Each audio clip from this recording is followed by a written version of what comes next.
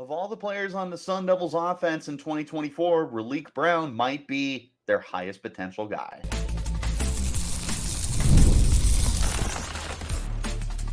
You are Locked On Sun Devils, your daily podcast on the Arizona State Sun Devils. Part of the Locked On Podcast Network, your team every day.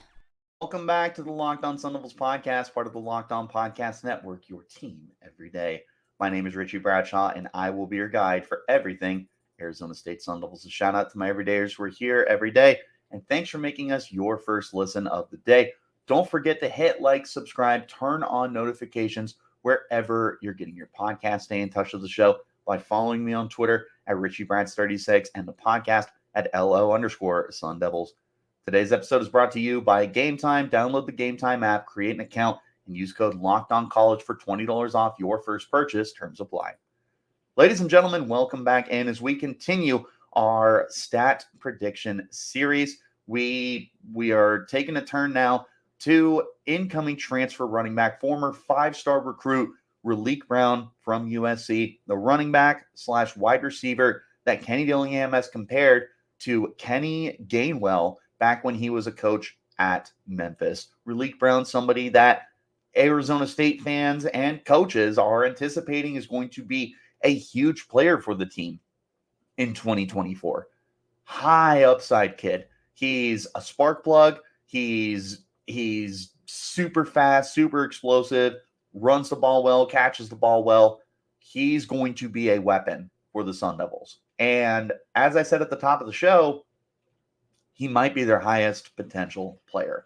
But we're going to go ahead and predict the stats now. Rushing, receiving, everything else. Now, for the prediction series, giving you guys a fresh reminder, there's three things here. First of all, it's based on the assumption they are starting or in a significant role.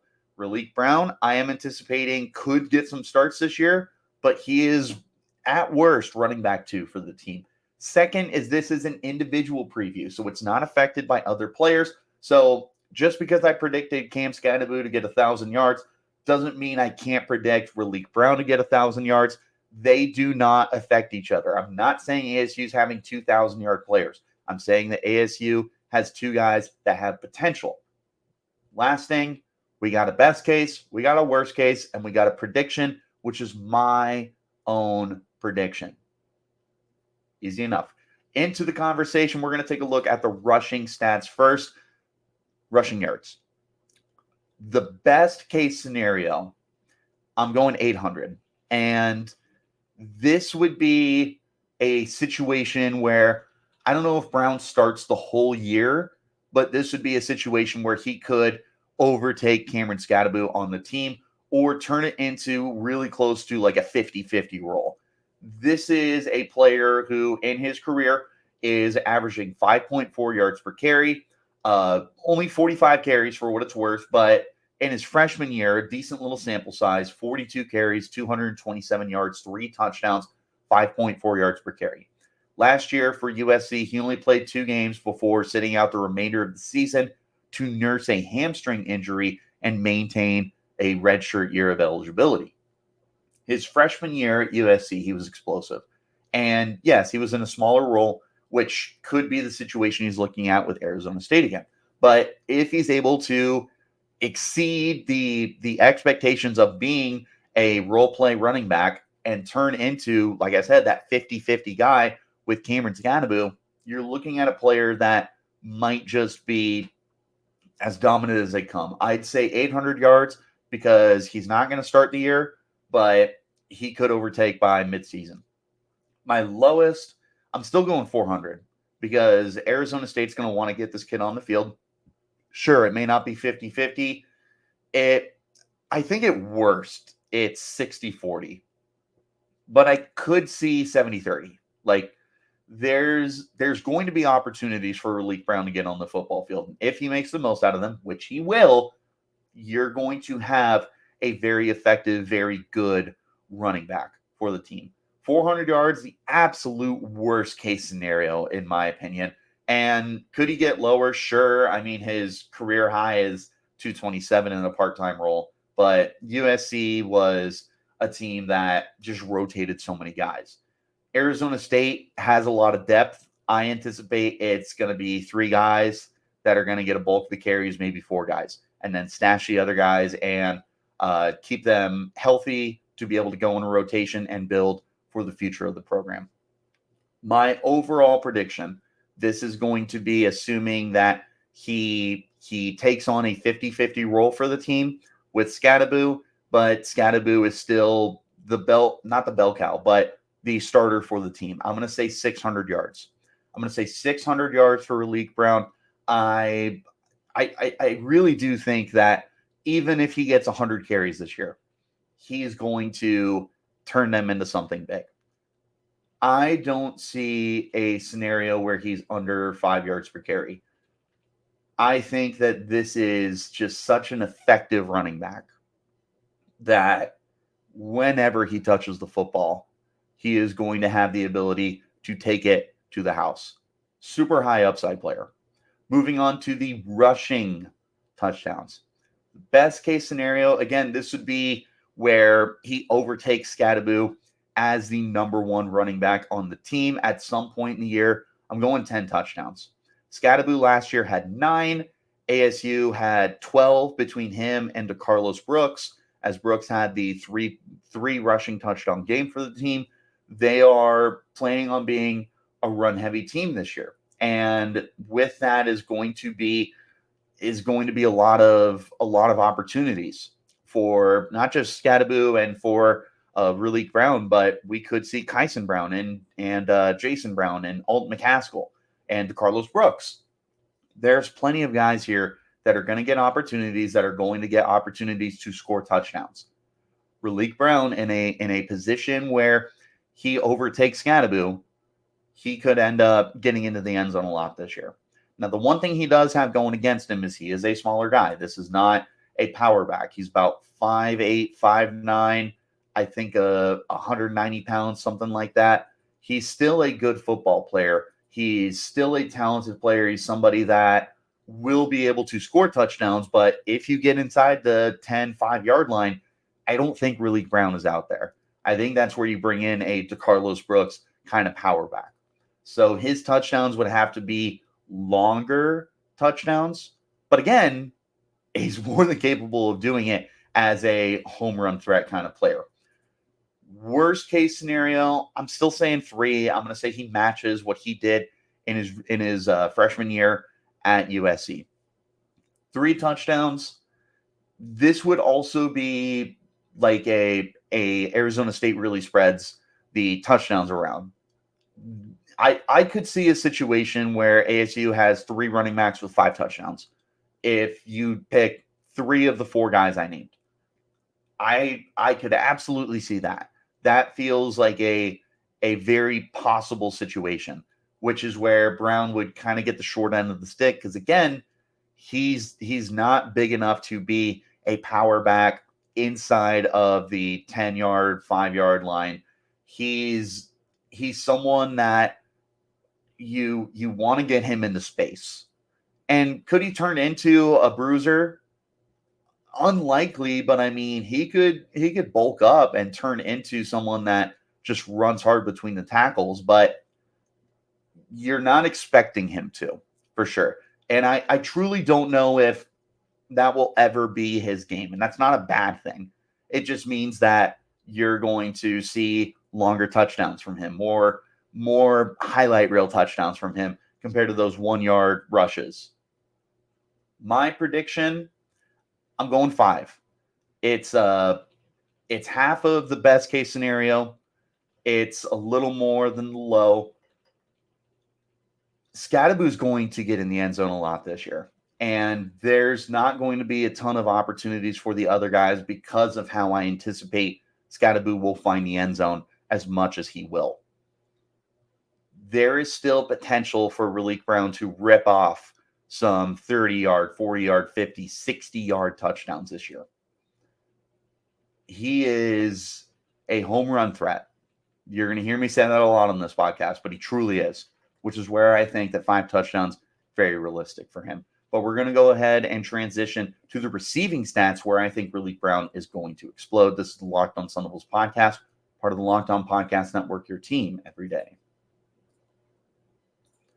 Want to talk to you guys about our friends over at Game Time. Game Time is an authorized ticket marketplace for Major League Baseball, which makes getting tickets faster and easier. Prices on the Game Time app actually go down the closer it gets to first pitch, with killer last-minute deals, all-in prices, views from your seat, and the lowest price guarantee. Game Time takes the guesswork out of buying Major League Baseball tickets. You can save up to 60% off buying last-minute tickets for not just sports, but concerts, comedy, theater events.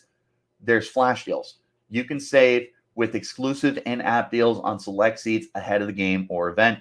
Zone deals.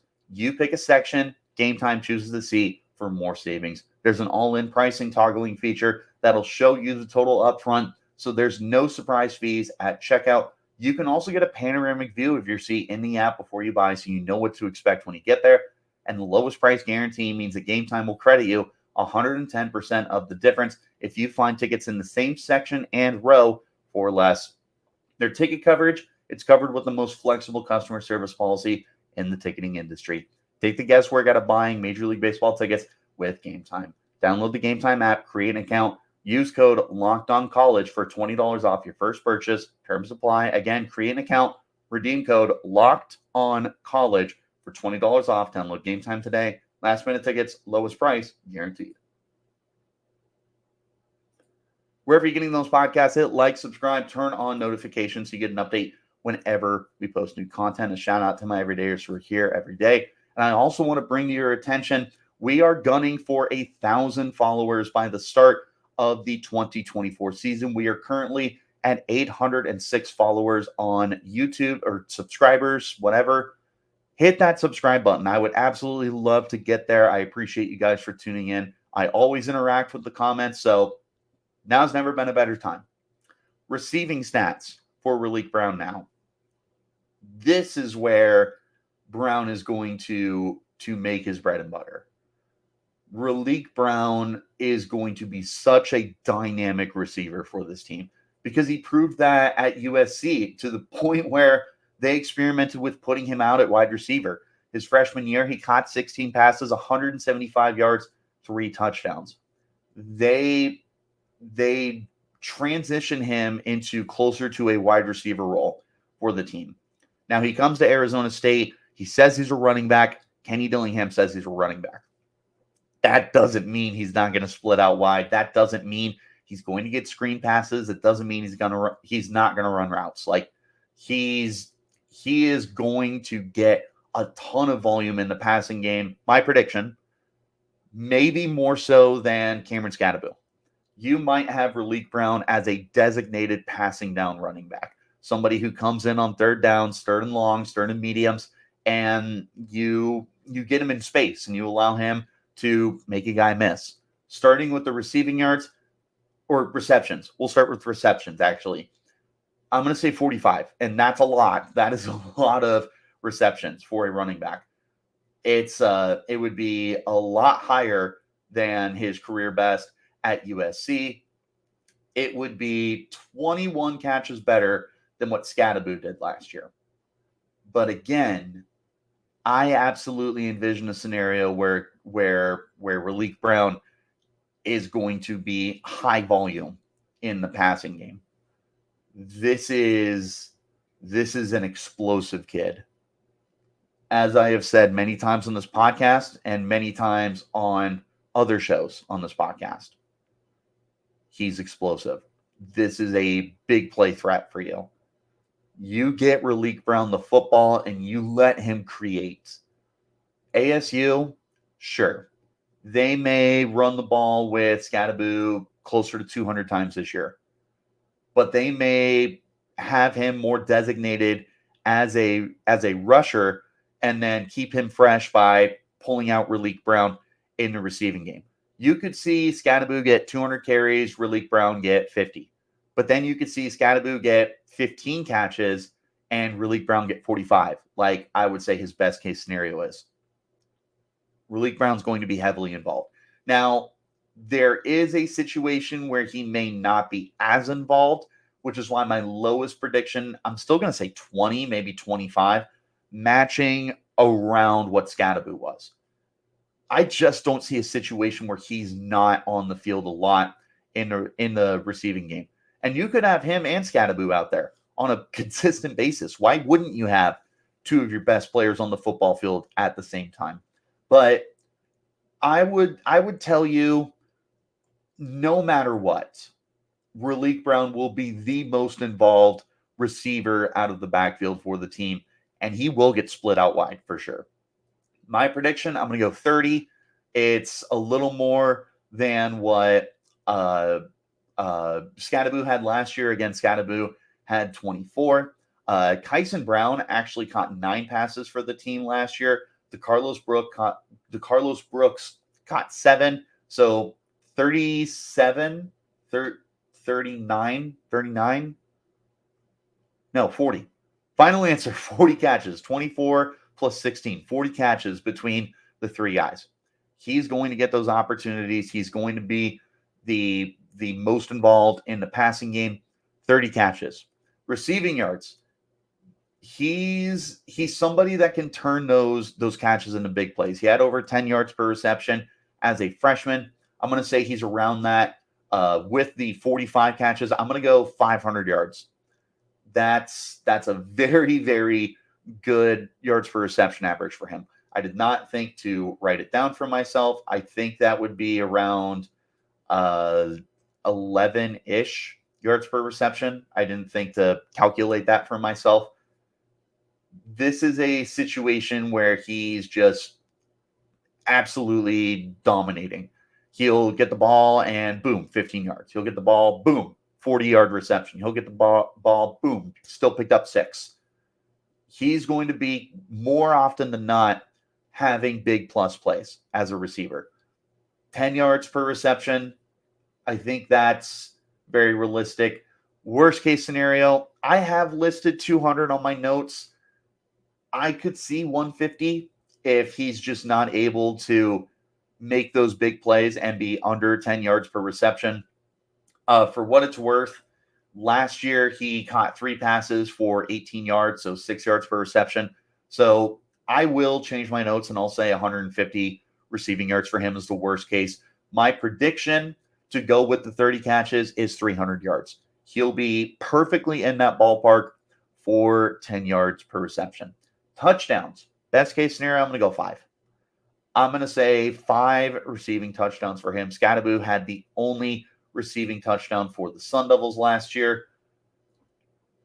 It's not going to be a ton of receiving touchdowns out of the backfield, even if Raleek Brown is heavily involved. There's a lot of receivers to throw the ball to. There's a lot of tight ends to throw the ball to.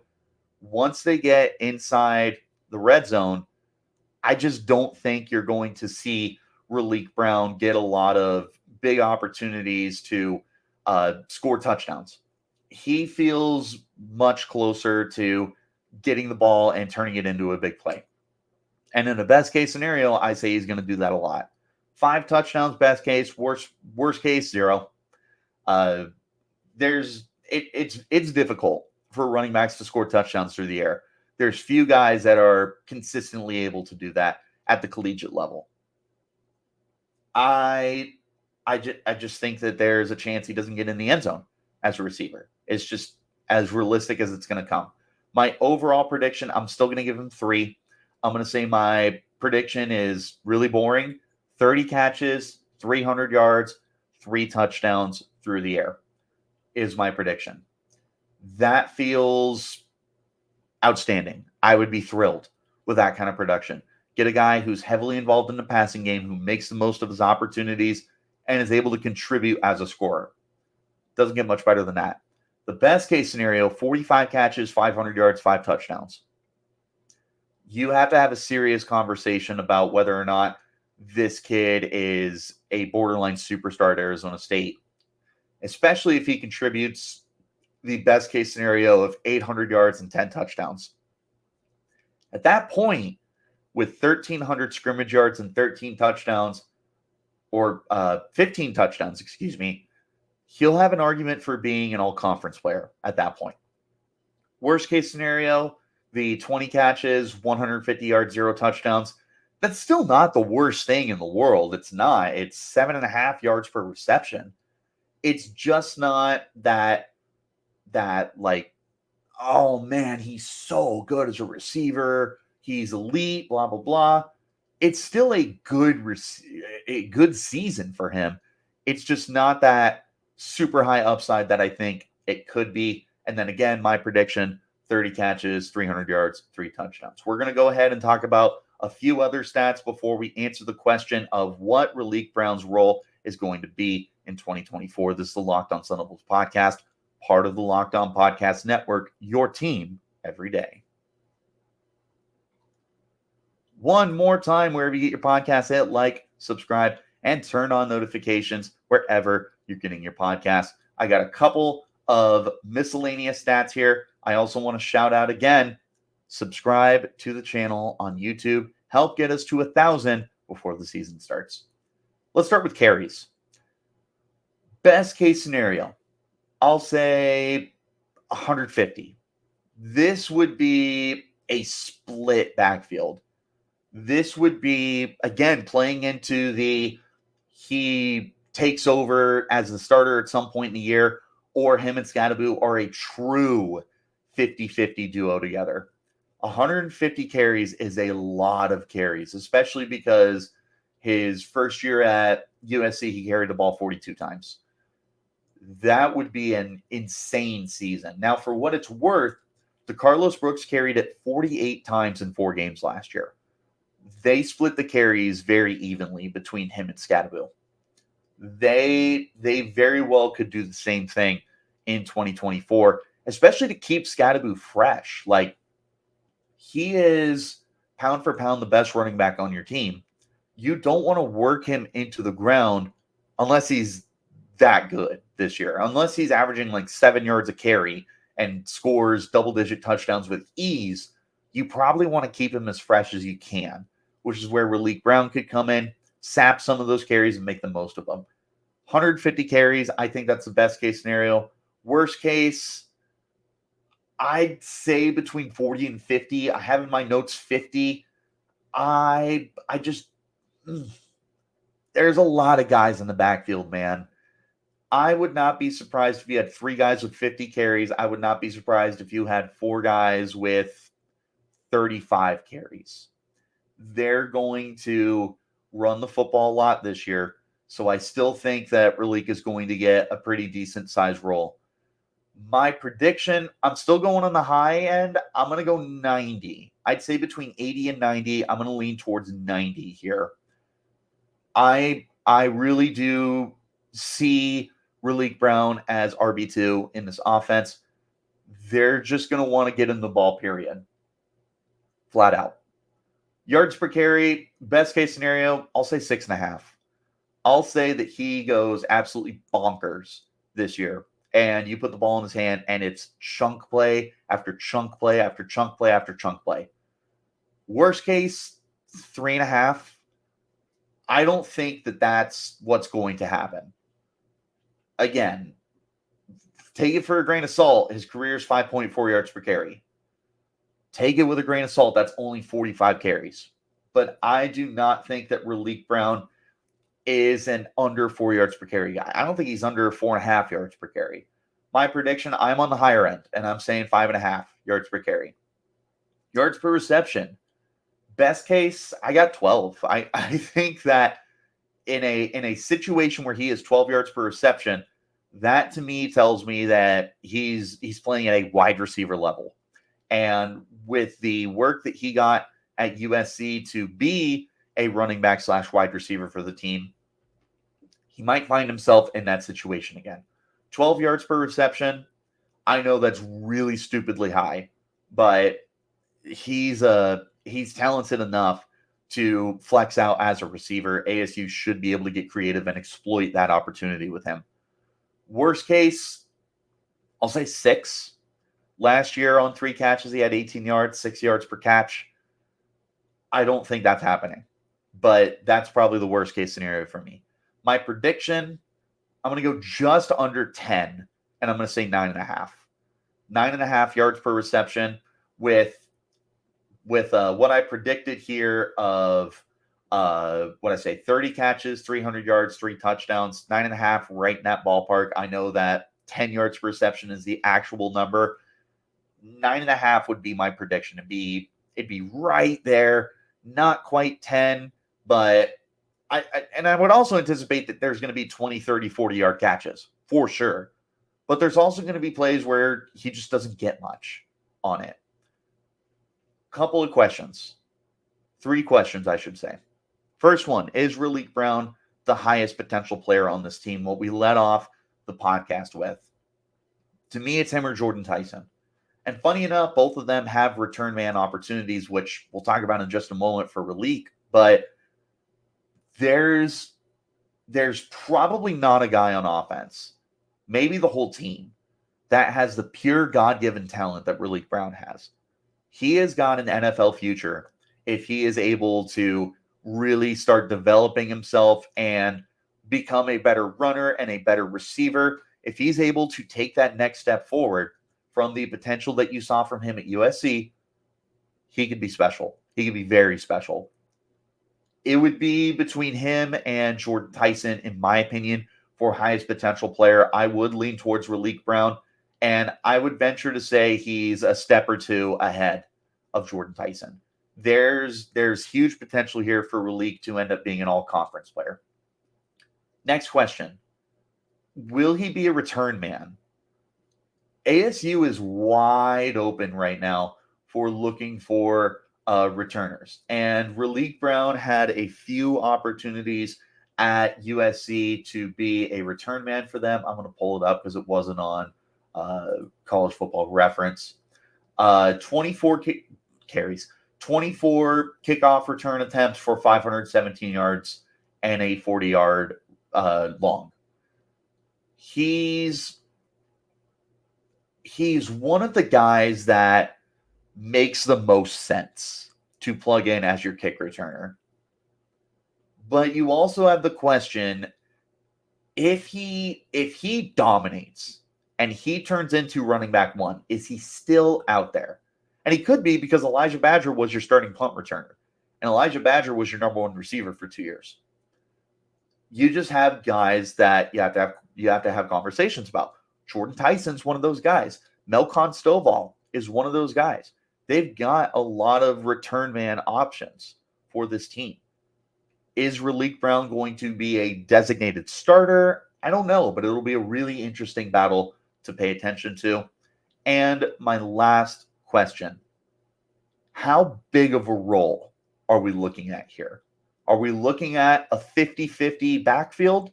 Are we looking at Raleek Brown being a big-time receiver for the team? Are we looking at him being the ace return man on special teams? We'll see. But he for me is going to be in for a massive, massive season. There's going to be a lot of touches. I would say all-purpose touches. Rushing, receiving, return. I will say 200 total. I would stick to my best case scenarios of what I say. Of course, I don't have it. 90 carries and 30 catches, which is 120, and then a handful of return opportunities. Let me change. I'll say 150. I'll say 150 touches for him. I could see as high as 200.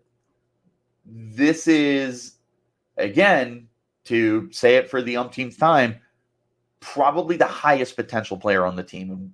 When you've got a guy like that, you want to put the football in his hands. Raleek Brown, super explosive, super duper high upside player. Am I spot on with these projections? Am I shooting for the moon? Let me know in the comments. You can hit me up on Twitter at RichieBrats36, the podcast at LO_SunDevils. Wherever you're getting your shows, hit like, hit subscribe, turn on notifications wherever you're getting your shows, and hit that subscribe button on YouTube. Get us over to the 1,000-yard mark by the time the season rolls around. I appreciate you guys for tuning in. Tomorrow, we are joined by special guest and Locked On College Football host Spencer McLaughlin. It's a fun episode. I look forward to you guys checking it out. I'll see you then Until then, you keep it locked right here on Locked On Sun Devils.